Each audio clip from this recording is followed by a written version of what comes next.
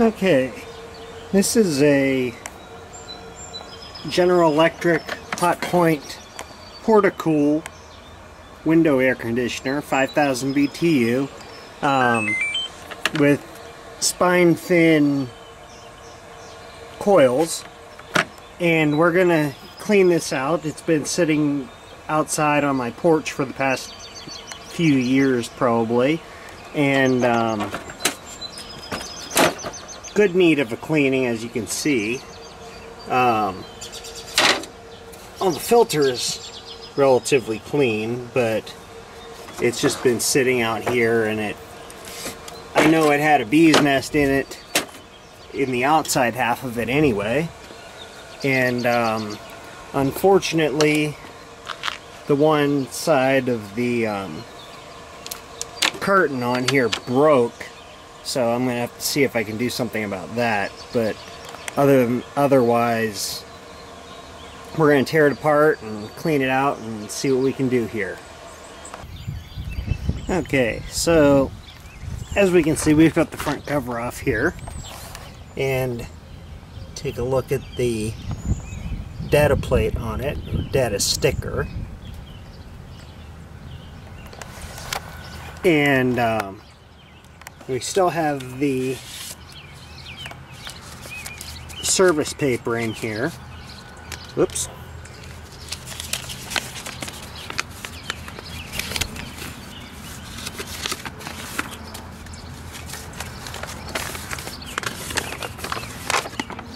Where it has the important safety notice, disconnect power before servicing, replacement part numbers, fan blade locations.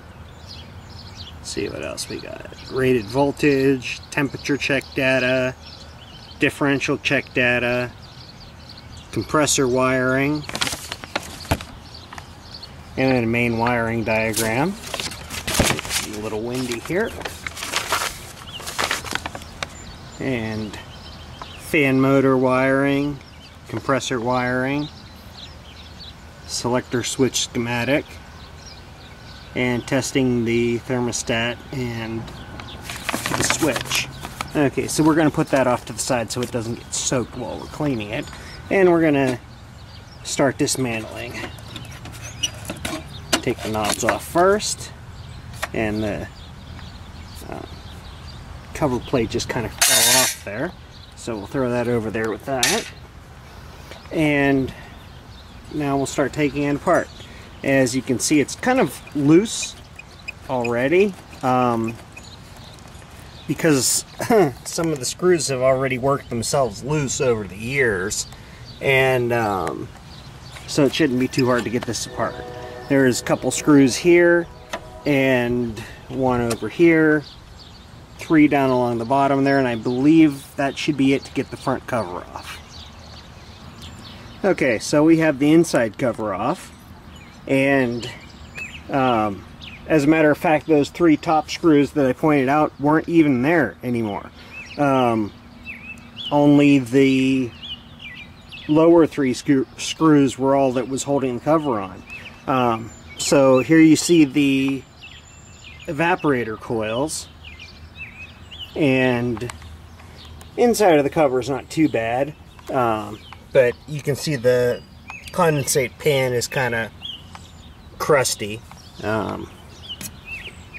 Motor works good. I tried this out before I started making the video, so it's good to go, but we're going to give those coils a good cleaning, and we'll pull the other side, the outer cover off, and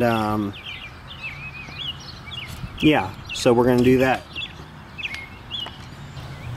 Okay, so we've got all the covers, or the screws off for the outer cover, and as I was pulling off the remaining side skirt, it kind of just disintegrated, and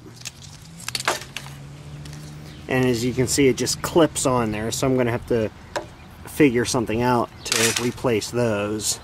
But these are basically junk.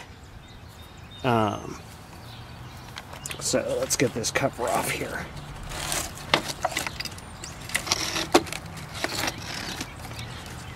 And you can see the bees' nests that were in there, or are in there still.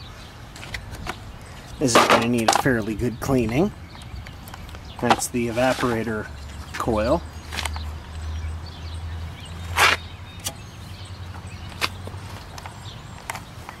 And there's the rotary compressor right there. And there you can see the fan motor. So, see if we can focus on that. It's a Fastco.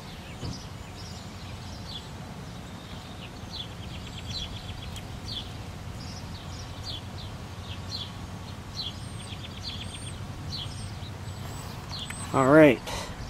So we'll get this soaked down with cleaner, get the hose out, and the nice thing about this is the entire system is all aluminum tubing. So there's no corrosion on any of the lines or anything. Nothing's rusted out. The only thing that's steel is the actual housing of the compressor. So yeah, we're going to go ahead and get cleaner on this and get ready to hose it out. Okay, and the other thing that I did was I pulled the electrical housing apart to make sure there's no bugs in that. And again, the entire housing of this thing is plastic, so there's very little corrosion. And the interesting thing about it is the thermostat isn't your typical capillary tube, or not capillary tube is not really what I'm looking for, the words, but it's just a bimetallic strip here, and there's this vent tube that goes up from the electrical housing right here, which is right next to the switch.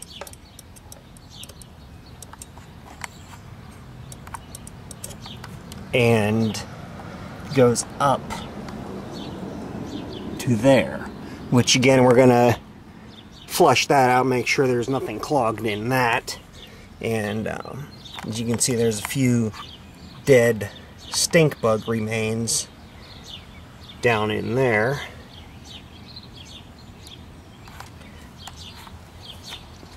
And in the housing we've got the thermostat switch, the selector switch, which is either fan off and cooling, and then the capacitor for the compressor. Okay, so we'll get the hose out and get this thing cleaned out. Okay, so we've got it soaked down with cleaner, inside and out. Well, the outside I just used dishwashing detergent, but the inside I used a foaming disinfectant cleaner. Should probably use coil cleaner, but I don't have any, so we'll work with what we've got. Yeah, so now time to grab the hose and give it a good spray down.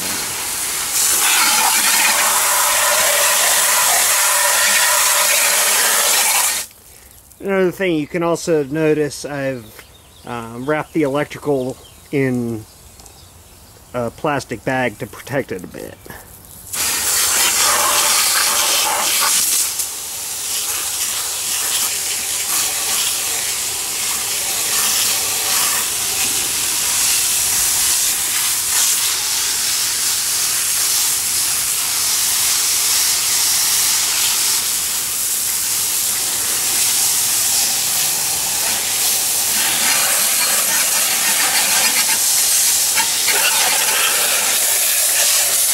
Get that little port there.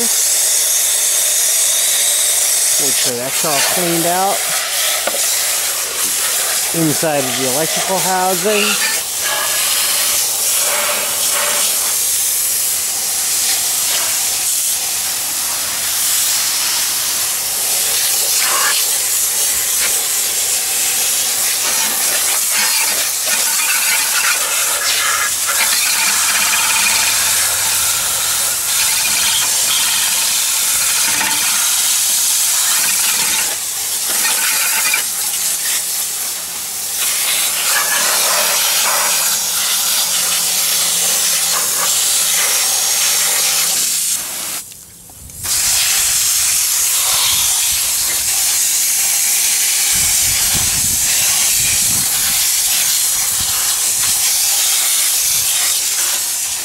Okay, now one thing you want to be careful with about cleaning coils or anything like that is to try not to use too much water pressure, or else you'll bend the fins on the coil.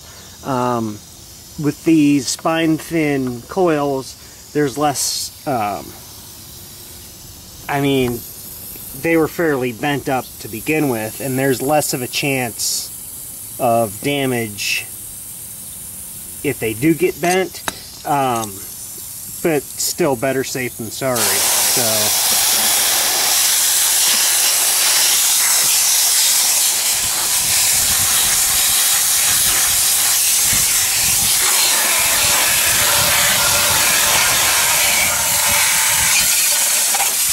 okay, now that doesn't have to be perfectly clean, but we've got it pretty good. And now the outside coils, we want to take care of those wasp nests there. Oh, there's quite a few of them. There's like 3. Wow. More than I thought.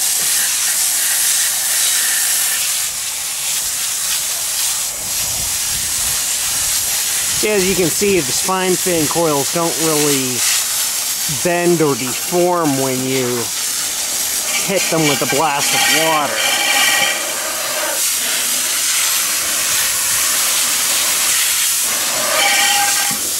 Whereas standard condenser coils possibly can.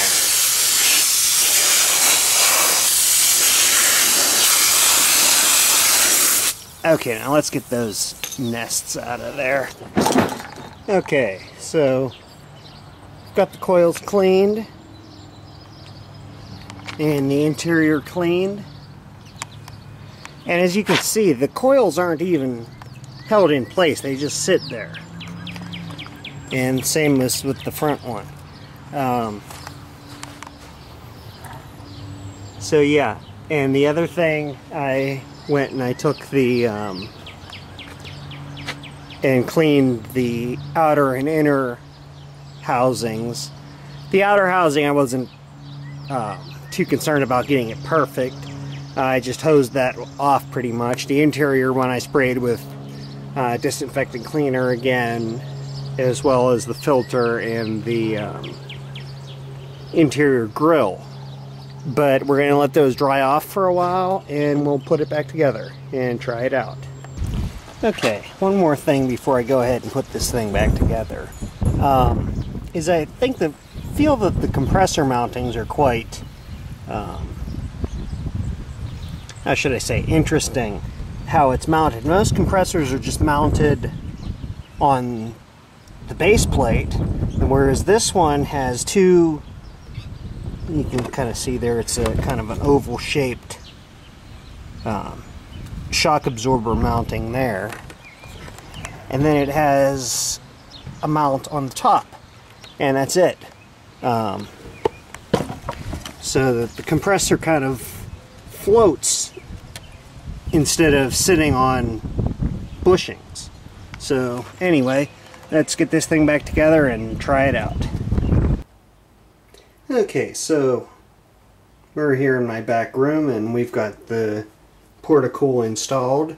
I had to put what's left of the side curtains back on it because my crappy windows wouldn't sit right in the bottom of the window without them on it.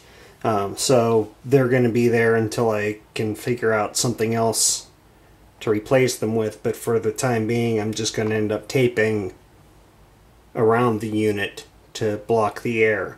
But as you can see, ambient temperature in the room is about 72, 73 degrees. So let's turn it on and see how it goes.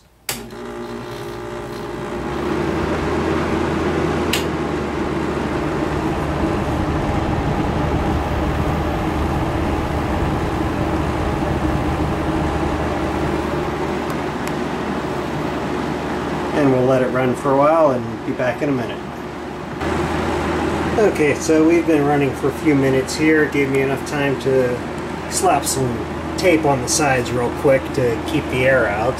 And we're currently at 35.7 degrees. And